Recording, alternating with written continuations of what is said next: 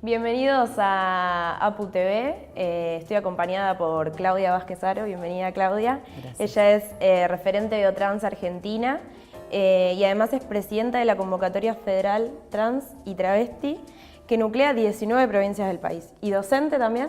De la Universidad Nacional de La Plata, de la Facultad de Periodismo y Comunicación Social. Bueno, Clau, bienvenida. Un placer tenerte acá. Bueno, el tema que nos convoca es un poquito pesado, pero al principio quería preguntarte ¿cómo te convertiste en referente de la comunidad?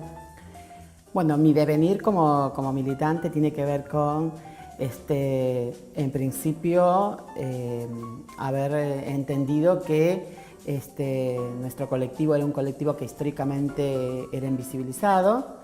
Si bien es cierto, mi trayectoria de vida que tiene que ver con mi situación migrante, porque yo nací en Perú y vivo hace casi 20 años en Argentina, vine de muy chica a estudiar a la Facultad de Periodismo y en la Facultad de Periodismo conocí por primera vez a Luana Berkins, una histórica militante que produjo en el 2005, produjo un libro que se llamó La gesta del nombre propio, donde era un primer informe que daba cuenta de la situación de extrema vulnerabilidad que vivía el colectivo trans y travesti.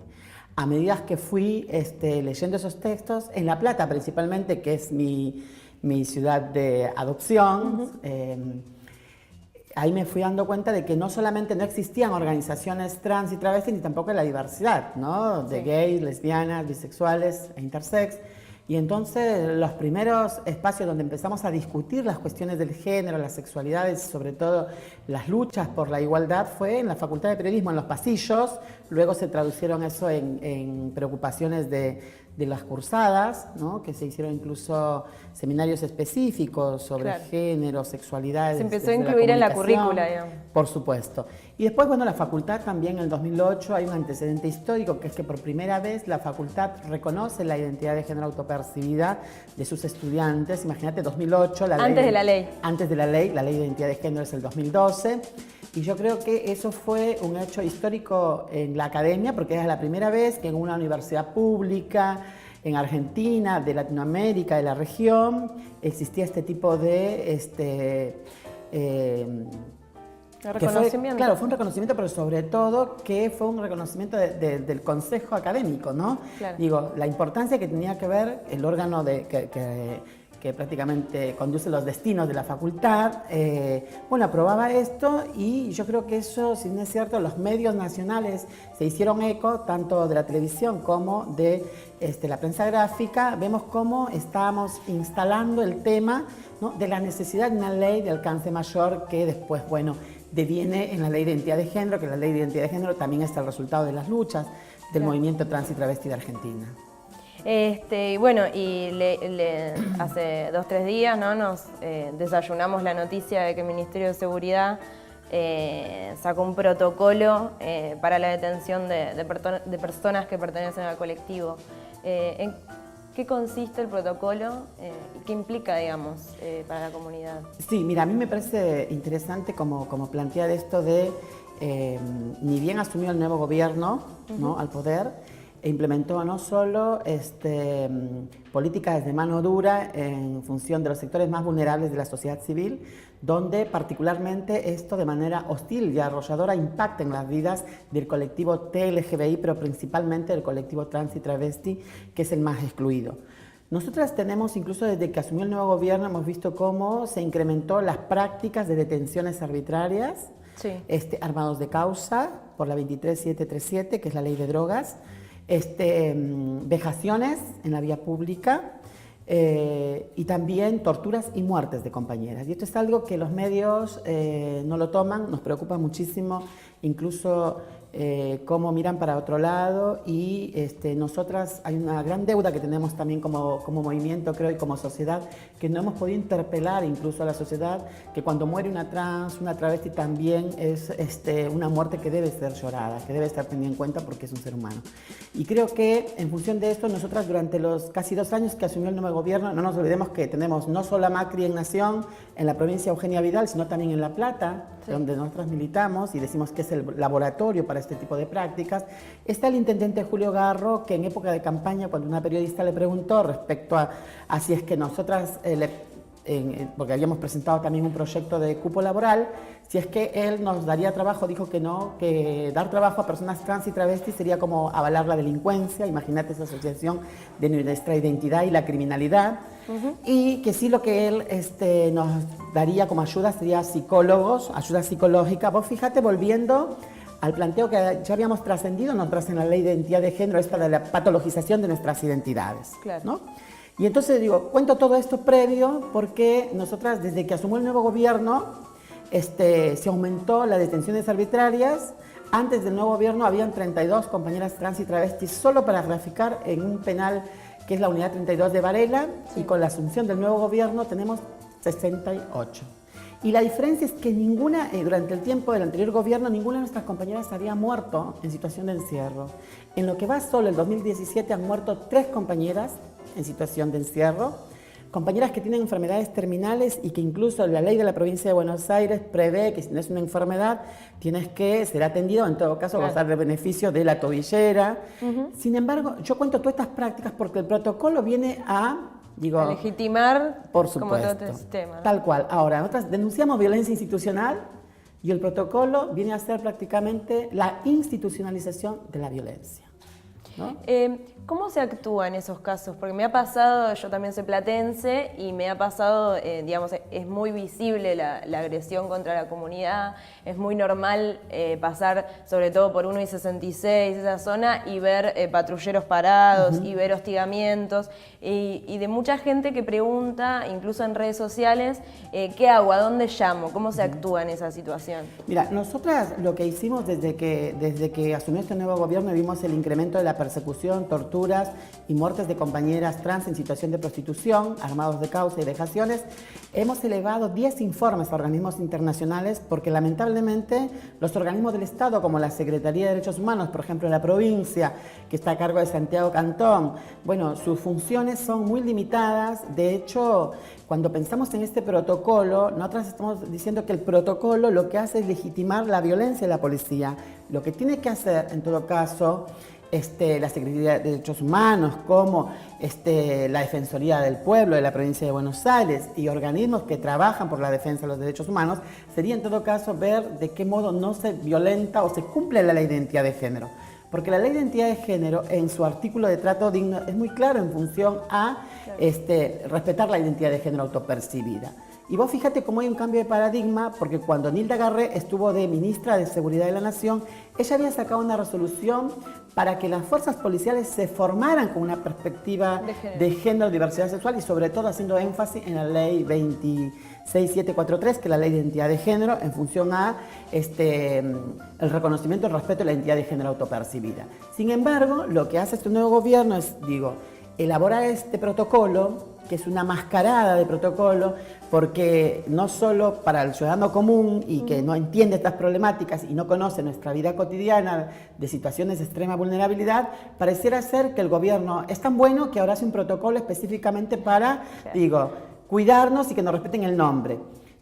Y hay varios artículos ahí que no solamente son ambiguos, sino que hablan de comisarías específicas, pabellones específicos, y en la realidad concreta es que no existe. Por ejemplo, este año nosotras durante los 2 años hemos presentado alrededor de 40 habeas corpus preventivos, colectivos y rectificativos por este tipo de prácticas. Tenemos 4 fallos de jueces de La Plata que han reconocido las dejaciones e incluso han anulado causas por el modo como la policía violenta a las compañeras trans y travestis, pero sobre todo nosotros decimos, cuando quieren instalar el tema del narcotravesti, el narcotravestismo, decimos que hay una asociación ilícita entre el poder político, entre jueces, fiscales, policías, porque incluso hay compañeras que han denunciado que hay policías que las obligan a vender droga, porque también hay otra cuestión que no aparece en la escena de analizar todos los actores y actoras que se ponen, en juego, ¿no? Y acá hay un sector de la comunidad trans también que hay hacia adentro todavía algo para reconocer, que es la cuestión de las adicciones. Una piba, por ejemplo, que está en situación de prostitución, que es adicta, viene un policía y le dice, mira, te doy 40 bolsas para que vendas, 5 te las tomás y 35 me las tenés que dar. Esos relatos de compañeras incluso están denunciadas en causas, ¿no? Sin embargo, hay una avanzada en estas compañeras y sobre todo eso, cómo se complejizan las compañeras transmigrantes del Cono Sur, ¿no? Hay una cuestión de, por un lado, la cuestión de la identidad de género, la transfobia, los travesticidios que decimos nosotras, y por el otro lado también la cuestión de la xenofobia y el racismo, ¿no? Que ahí es prácticamente una interseccionalidad que las pone a estas compañeras en un lugar de extrema vulnerabilidad, ¿no? En este mismo sentido, estuve chusmeando la página de Trans, vi que ayer te reuniste con referentes de derechos humanos y de género, que hoy tenías una reunión en el Instituto Patria también, que en los dos casos tenía que ver con, ¿no?, con informes de situación y de lo que venía pasando. Quería preguntarte en general por esas dos reuniones. ¿Cómo fueron? ¿Qué fue lo que vos presentaste? Mira, nosotros presentamos en Naciones Unidas 10 informes, pero para graficarte, uno en el Comité CEDAW, que era el primer informe. El Comité CEDAW es el Comité contra todo tipo de discriminación hacia las mujeres, y que ahí presentamos por primera vez la situación que vive el colectivo trans y travesti en Argentina. Sí. Pero después también este año presentamos ante el Comité contra la Tortura, otro organismo de la ONU, esto es la persecución, muertes y torturas. Y recientemente, en estos días, se está tratando también en Naciones Unidas el examen periódico universal, donde Argentina tiene que pasar un examen en relación a los derechos humanos en diferentes temas. Y estos informes llegaron a la Fundación Eber, que fue ayer me reuní con la representante alemana que está de visita en Argentina, donde les parecía, bueno, esto de interesante o importante, digo, ante toda esta violencia y avanzada de violencia institucional de la policía, la fuerza de seguridad, pero para que esta gente actúe de esa forma, con tanta virulencia, es porque hay un poder político que lo sostiene, ¿no? Que habilita esas condiciones de violencia hacia las compañeras. Ahora, ellas lo que están planteando es que esos informes son tan importantes porque permite judicializar incluso y dar cuenta de esta violencia que estamos viviendo en este momento en Argentina. Entonces la idea permite un diagnóstico también. Y empezar a pensar estrategias para trabajar, ¿no? Porque también tiene que ver con que somos una organización de la sociedad civil, que no tenemos ningún tipo de financiamiento, que todo lo hacemos como militantes desde la autogestión, desde que alguna otra compañera tiene alguna herramienta y ponemos todo ahí para hacer visible nuestro reclamo, porque imagínate, el Estado no solo ha vaciado las políticas públicas para la diversidad sexual y sobre todo la ley, por ejemplo, de cupo laboral, la tienen ahí prácticamente sin implementar, que se sancionó en el 2015, esta ley de Ana Zacayán, que es el cupo laboral, donde nosotras, un sector de las compañeras trans y travestis, decimos que la prostitución no es un trabajo, que no entendemos a la prostitución como un trabajo, sino como una de las tantas violencias que sufren las mujeres, en este caso las mujeres trans y travestis, que para muchas de nosotras la prostitución no ha sido una elección, sino un destino, por falta de políticas públicas, porque el Estado generó esta persecución en un determinado momento. Una situación de exclusión. Claro, y entonces no hay elección cuando en definitiva hay una discriminación estructural. El Estado mira para otro lado y la escena que vos decías es la llamada zona roja, por ejemplo en La Plata, y esto pasa en otras provincias, por ejemplo en Salta las compañeras denuncian que en donde ellas, la llamada zona roja, la policía la saca con balas de goma, por ejemplo, y eso no las vemos en ningún medio. No sale en ningún medio. Ahora, vos fíjate que el Estado te reprime, no solo te reprime, te encarcela, te encierra, sino también te militariza la zona, ¿no? Porque ellos tienen una noción de que la presencia de compañeras trans ahí devalúa la propiedad privada. Claro. Imagínate, qué lógica tan capitalista como esa, ¿no? Neoliberal, que va en contra del detrimento de personas que se encuentran en situación de exclusión.